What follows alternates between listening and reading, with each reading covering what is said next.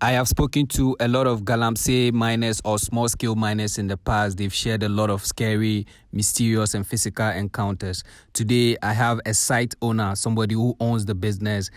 He's here to share his mysterious encounters, the blood sacrifice they have to do to get a lot of gold, how he lost his close friend, and about 10 people in the pit. Fasten your seatbelt and enjoy this ride. My name is Dr. Sam, and welcome to this episode.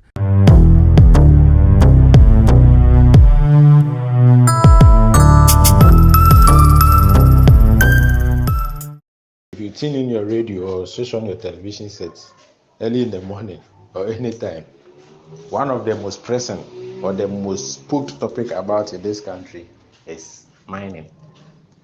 Some people talk of it awkwardly. Some people talk of it with their selfish interests. Some of us talk about it negatively, others positively. But you can ask yourself, what actually goes on the field, or what actually happens on the grounds? I am a miner by profession, and I've been in this business for quite long.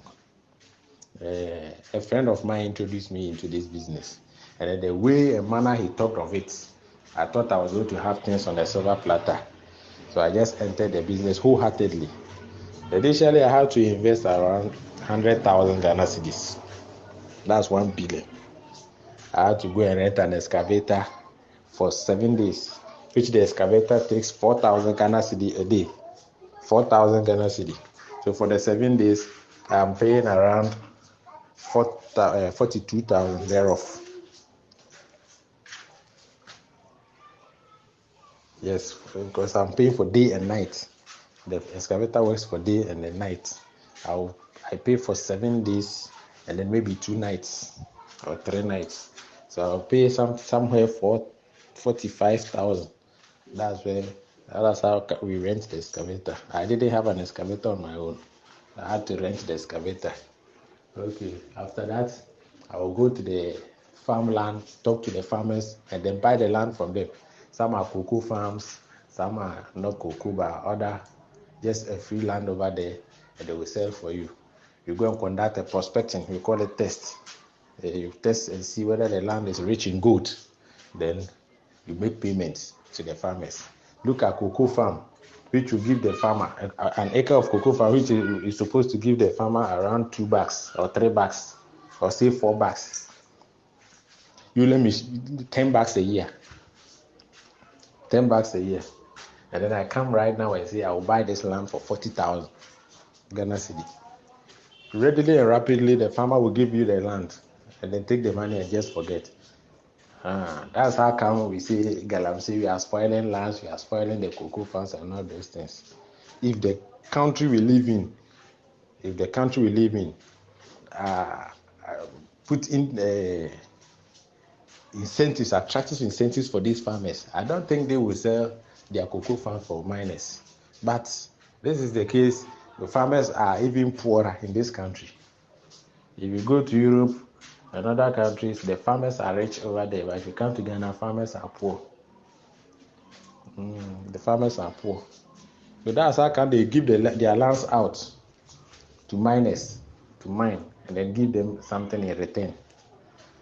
Now I entered into this business, having my excavator ready, having my land ready. I was doing the alluvia mining. So we have something we call washing plants or trommel. So I acquired a trommel. I acquired my excavator. I have my land. My workers are set. We started the excavation and the extracting of the gold. For the first day, things went on right. The excavator was able to dig the ground till we meet the gravel. The gold is found in the gravel, so we met the gravel in 16 hours. The excavator worked for 16 hours where we were able to reach the gravel. We got the gravel. We started the washing process with the washing plants or the trommel. And then things were moving on all right. After checking the money I put into it, and then the first 8 hours of washing, I was able to accumulate a gold amounting to 5 pounds. 5 pounds. 5 pounds, which a pound costs around, at that time, a pound cost around 3,000 Ghana cedis at that time. But now, 1 pound of gold is around 5,000.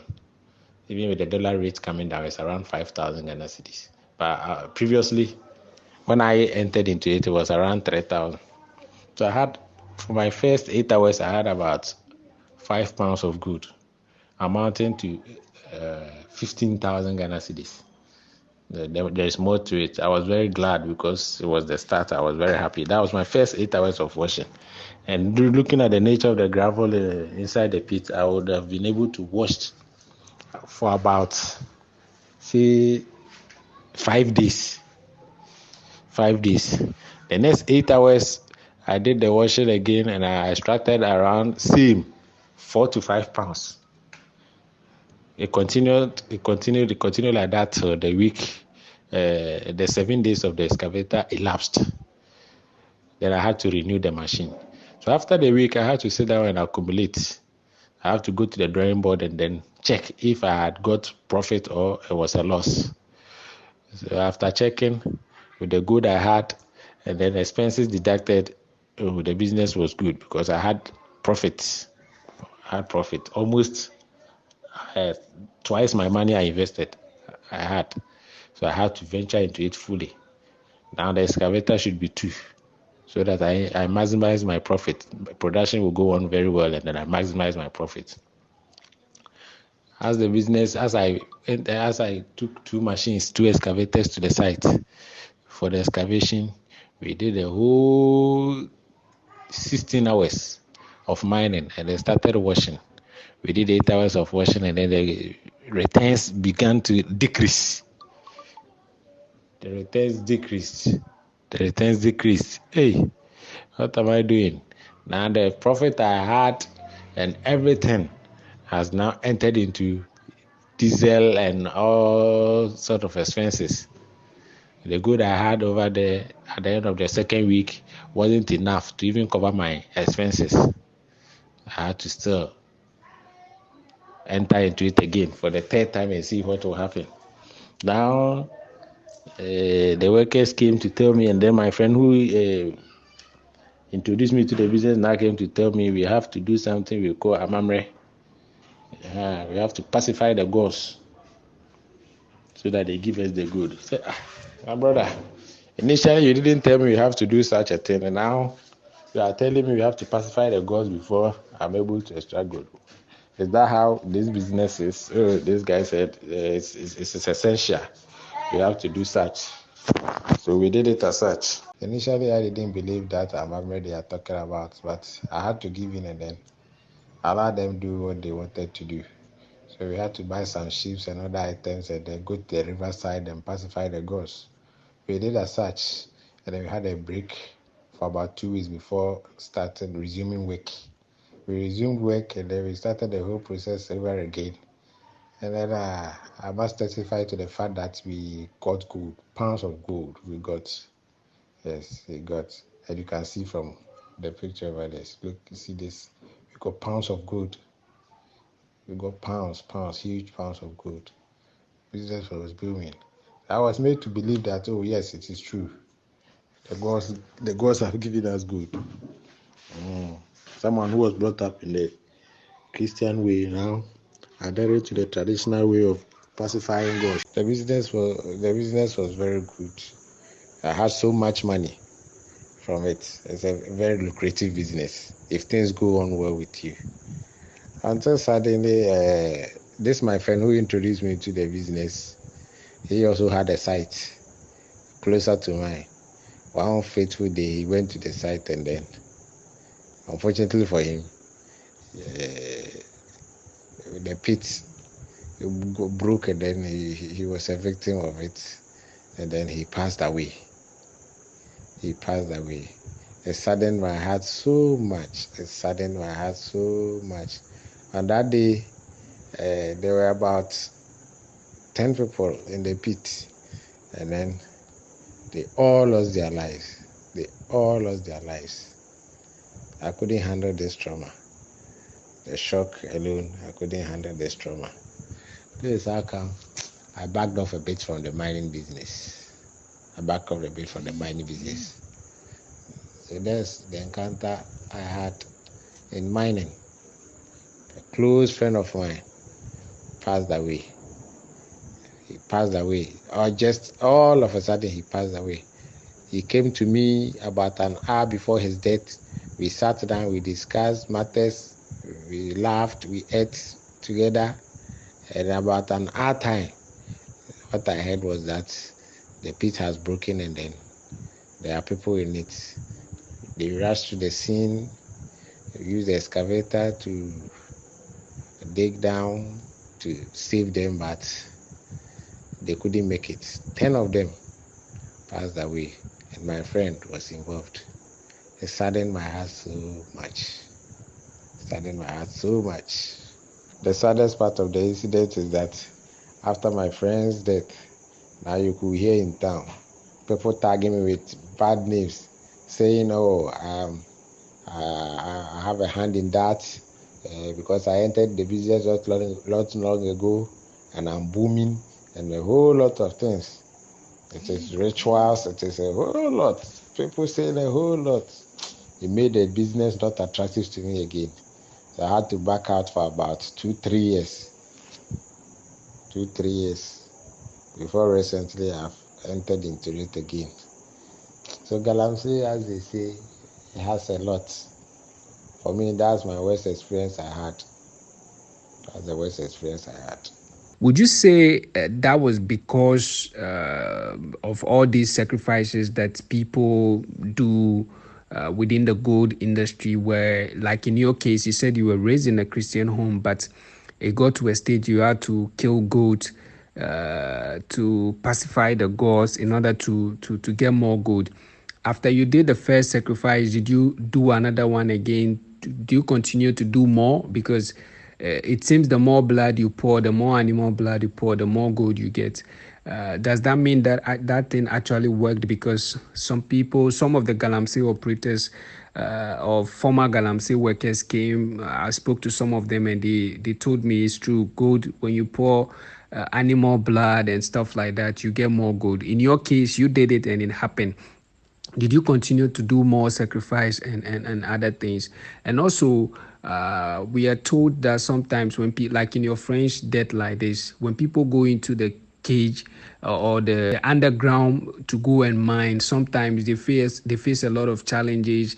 Like what happened to your friends? What were some of the safety measures you in particular were putting in place to protect yourself and then your workers, so that the pit doesn't collapse on you and stuff?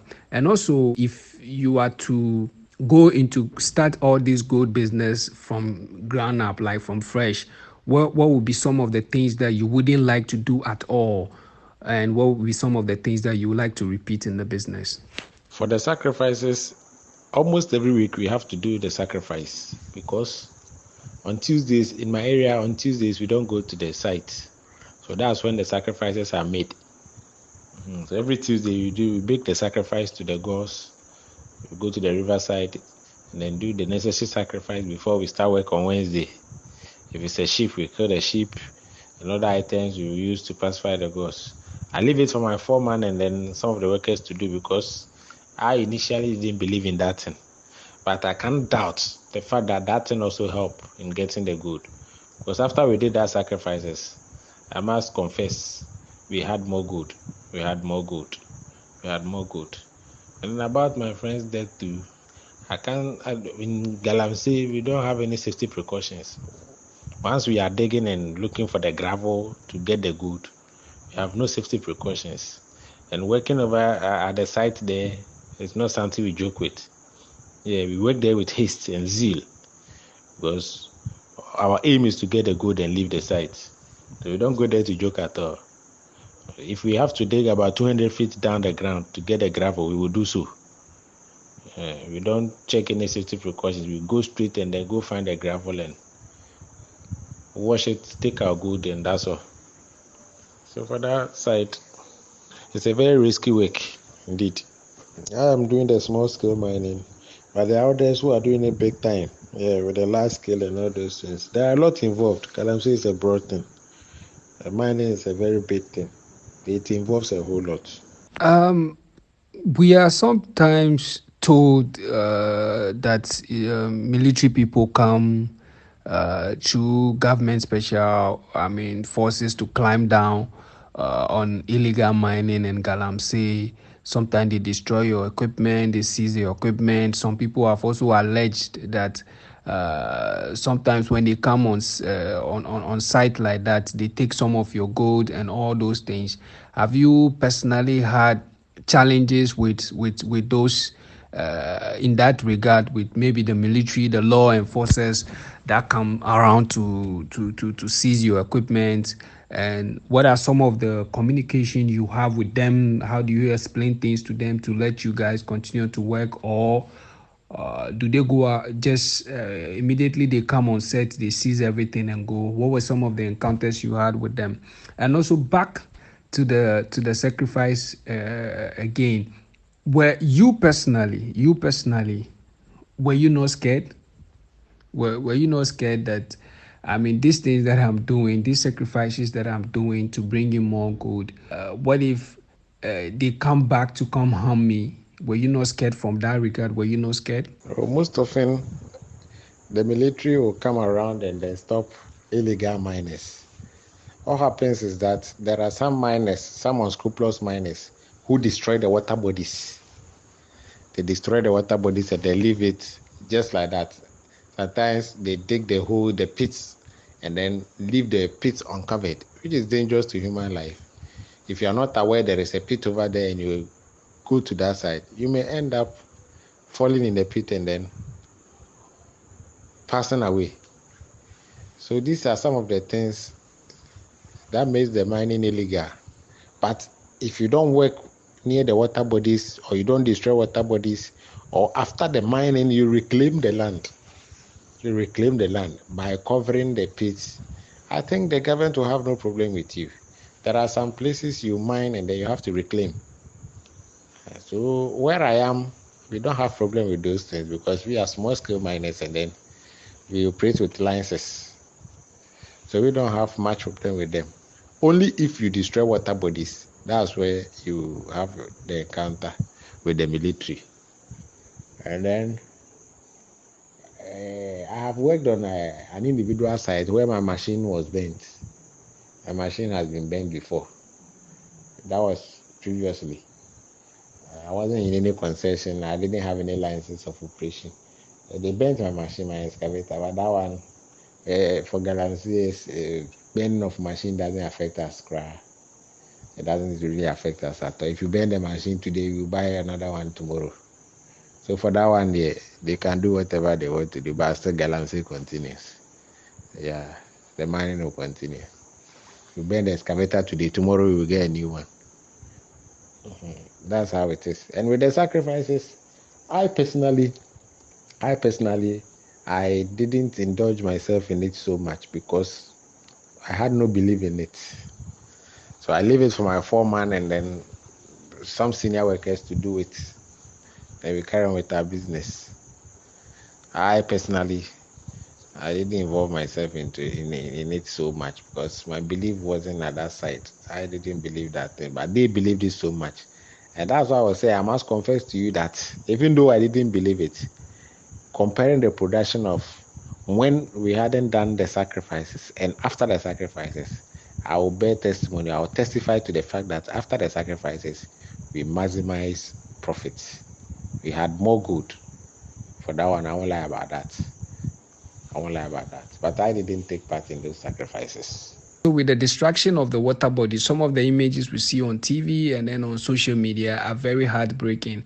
Also, in that regard, what are some of the measures you guys put in place as an association? If you have an association, what are some of the measures you put in place in order not to have problems with the law, with law enforcers like the military guys that come around to burn your excavators? Growing up, we knew, or we were told that people that deal in gold are very rich.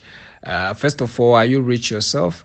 And then also, if you are to advise a new business person who is looking at other avenues to invest into, will you say the person to go into small scale mining and business?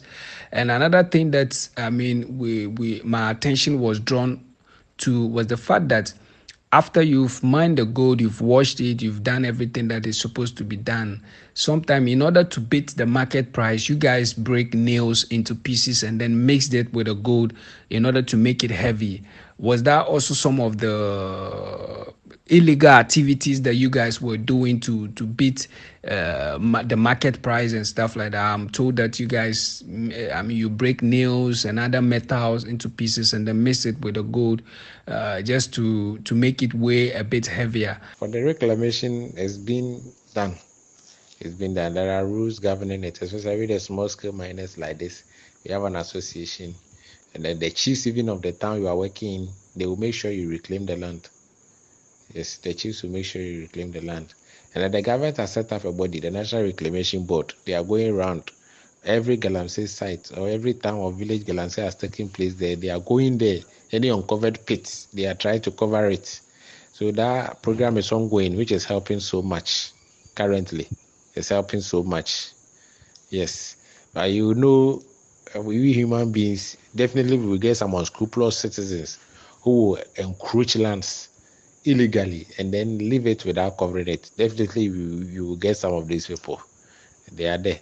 So the government is trying its best to do that, to reclaim the land. And then we the individuals we the learned ones are trying our best to do so, to keep all those situations. And then with the pits too, if we are still working on the pit and then we haven't finished with the pit, we put around caution tapes around the pits so that any visitor or stranger who will come there will know that there is danger there and the person will not go there. So that's how we are doing our mining. That's it. About the gold too, after extracting the gold, with the nails you are talking about, no, you can't do it that way. Maybe with those, I don't know where they do that, but for me, my place, that thing is not done. You cannot mix metals with it because after extracting the gold, they bring the gold to me and I take it to the refinery. The refinery to go and refine the gold. Any dirt or mercury or anything in the gold will come out of it. Any metal in it will come out. Yes, at the refinery. Before finally, I go to the office and weigh it, then get paid. So there's no way you can mix the metals in it. Maybe if I am buying from somewhere unrefined, that one they can do it and they put the metals in it and bring it to me so that I will weigh and then they will get much money. At the end of the day, if I go to the refinery, I will lose over there. But for my side, it's not done there. You cannot put metals in it in the site for me. No. It doesn't work that way. If you are a buyer, you are not a miner, but rather a buyer, a gold buyer. A gold buyer who doesn't have a refinery. That one, people can dupe you that way. But if you have a refinery and then you bring the gold over there and the gold is refined, any metal in the gold will come out. Before finally it is weighed and sold out. That's it. Oh, yes, politicians do Galamsey a lot. Galamsey is mostly done along party lines. If you don't have the link, you can't do Galamsey in Ghana here. So politicians are very much involved in Galamsey. But about the question that are we guys rich? In the first place, if you're not rich, you can't even venture into the business because it involves money a lot. It involves money. You can buy a land for about 100,000 Ghana cedis. And then after you start working on the land, you will see there's the sample over there is less. That means there's not much good. You have to abandon that land and go and look for another land. Irrespective of the amount of money you've invested there, you just put it aside, go to another land, go and buy another. If that one is also the same, you just leave that one to go to another one. So if you're not rich, you can't do the business. And it's very lucrative too. It's very, very lucrative. We are talking of gold. Yeah, so it's very lucrative. About the Chinese, we are all working. They are working. We are also working. They've entered the mining business in Ghana, and then they didn't come on their own. They came, and then the same politicians gave them the chance to come and work. They are working. Then they have different methods of working. They rather spoil the water bodies more. These Chinese, they spoil our water bodies more. But they came on party lines. So they have strong connections and links. That's how it is. On camera, you will see that we are trying to sack the Chinese, we are trying to stop them. That's on camera. But we are all working. They are working, we are working. That's that about the Chinese. They are paying huge sums of money to the chiefs, to the politicians, and anyone who may be a hindrance to them, they will give you money for you to keep quiet, and they will continue their mining activity. That's how it is. My advice to my colleagues in the mining industry is that, be it small scale mining or large scale mining, is that the main point is that let us all come together. Let us not destroy water bodies. And again, let us cover pits after the extraction of the good. Let us cover the pits. Let us reclaim the lands very well. And I think there will be no problem with the government. That's my little advice to my coal miners. God bless you for watching, and I hope you've learned something from it. Please let me hear your suggestion, your opinion in the comment section. If you've done Galamsey before, or you know somebody who has done Galamsey before and has experience or encounters to share, you can reach me on Instagram, Ride and Chat World. You can DM me over there. We can have conversation. We are also on TikTok, Ride and Chat, on Twitter, Ride and Chat. God bless you for watching, and I hope you've learned something from what my boss shared to better your life. God bless you until we meet again in the next episode. My name is Dr. Sam. The program is Ride and Chat. Bye-bye.